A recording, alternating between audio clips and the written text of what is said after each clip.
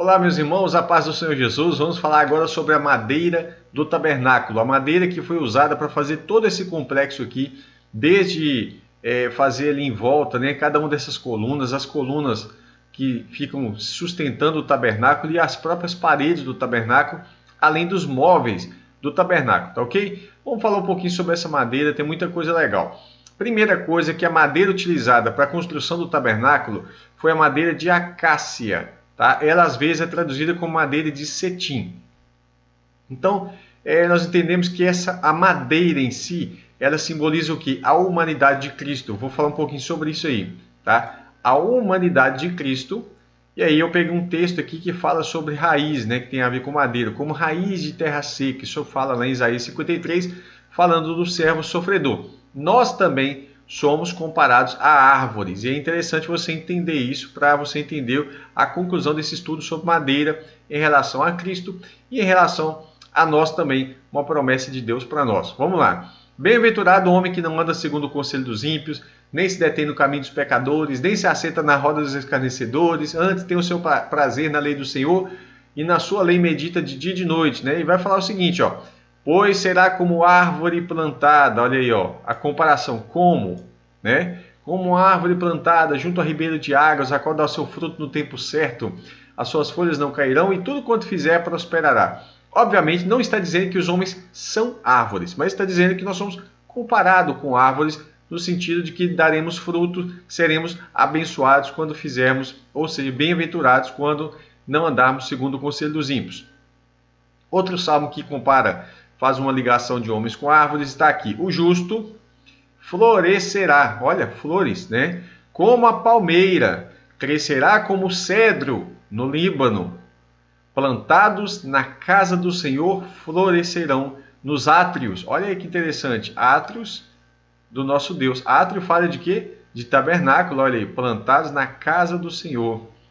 Olha, de novo, o tabernáculo está aqui relacionado com o átrio e relacionado com o justo que vai florescer como a palmeira, crescer como o cedro no Líbano, e é isso, mais uma comparação de nós com árvores. Outra comparação está em Jeremias 17, 7 e 8. Bendito o homem que confia no Senhor e cuja confiança é o Senhor, porque será como a árvore plantada junto às águas, remetindo ali ao salmista, né?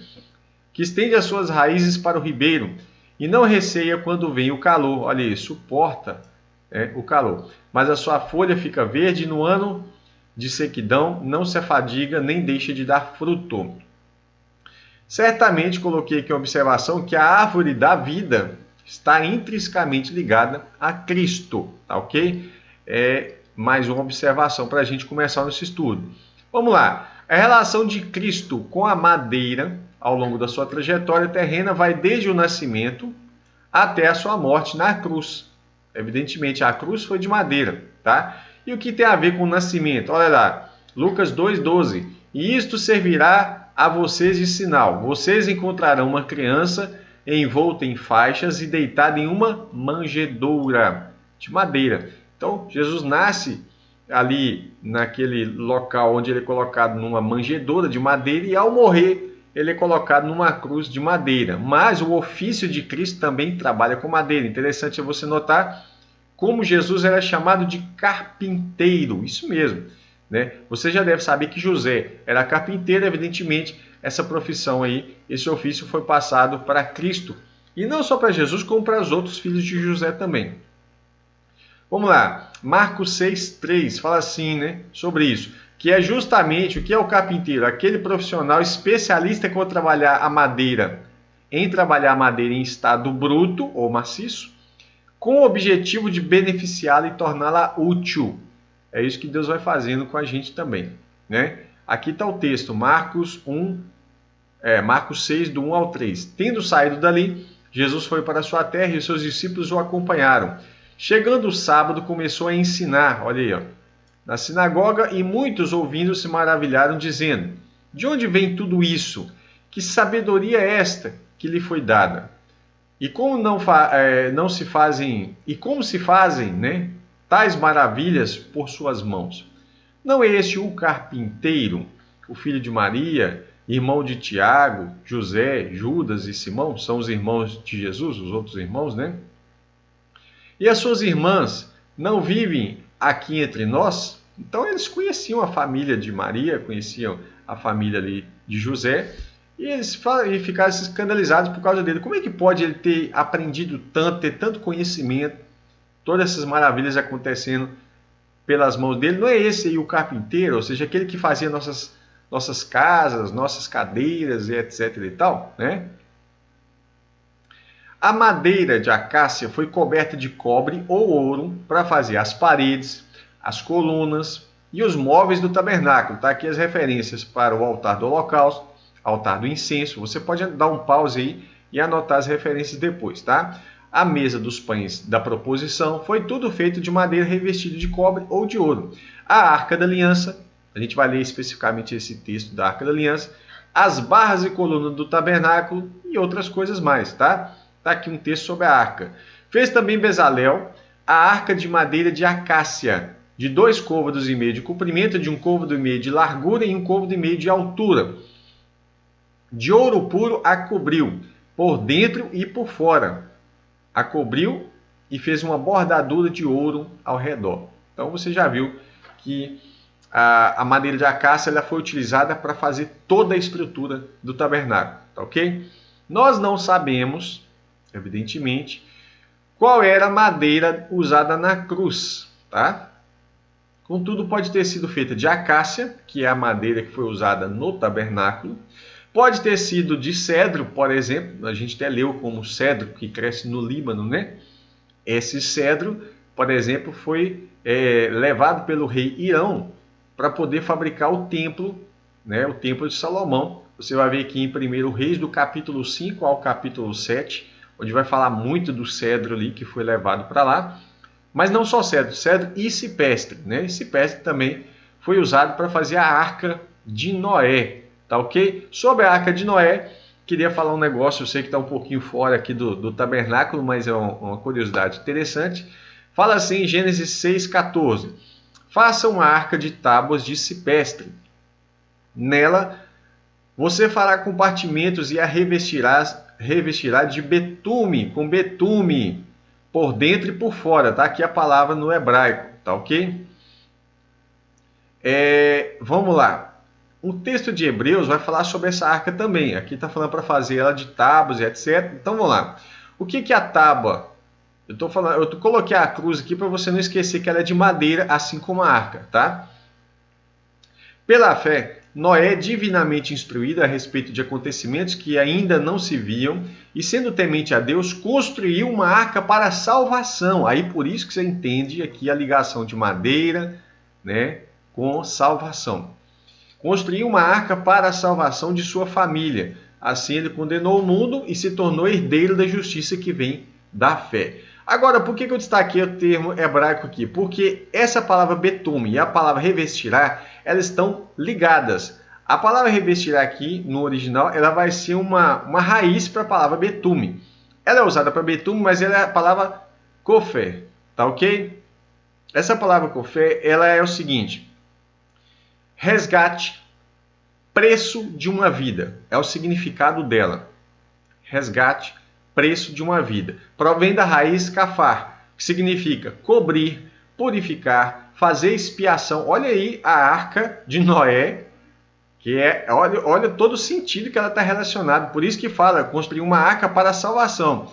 Cobrir, purificar, fazer expiação, fazer reconciliação, cobrir com betume, encobrir, pacificar, propiciar, cobrir, expiar pelo pecado e fazer expiação. Isso é o significado da palavra kafar, que está aqui, revestirá, traduzido como revestirá. A palavra kofé, que vem dessa raiz, está aqui como betume, tá bom? Você pode pesquisar essa palavra aí, se você tiver como pesquisar isso no texto hebraico, você vai ver que ela vai aparecer várias vezes falando de resgate, tá? Ou seja, a arca, né, ela estava ali simbolizando um preço que foi pago para salvar a família de Noé, que representa todos os justos, né?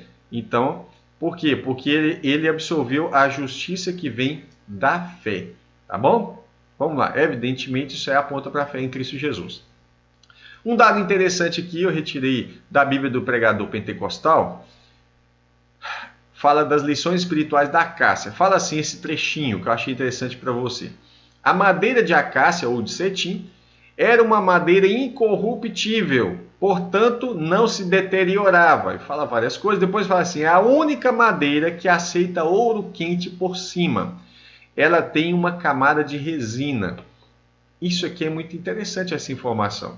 A madeira de acácia é uma madeira incorruptível que não se deteriorava. E detalhe, é a única madeira que aceita ouro quente por cima. Também é uma informação preciosa, porque de fato ela vai ser revestida de ouro no tabernáculo. Então vamos lá, se a madeira de acácia ela é uma madeira incorruptível, isso vai falar uma coisa muito interessante.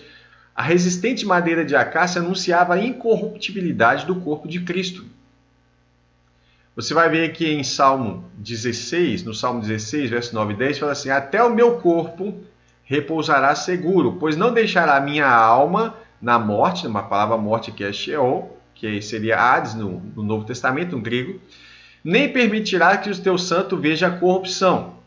Atos, já está em grego, vai falar o seguinte, também a minha própria carne repousará em esperança, Atos 2, 26, 27 e 31.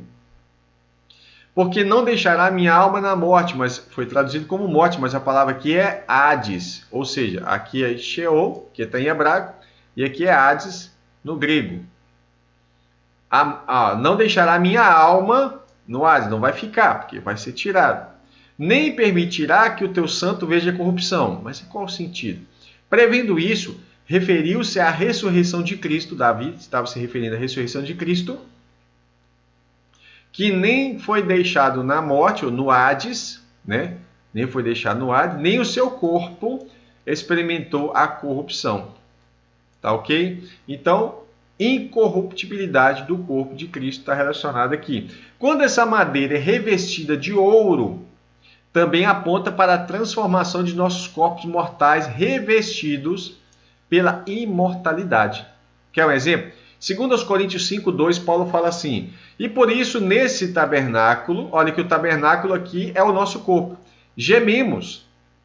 O tabernáculo é o que? A habitação do Espírito Santo, que é o nosso corpo.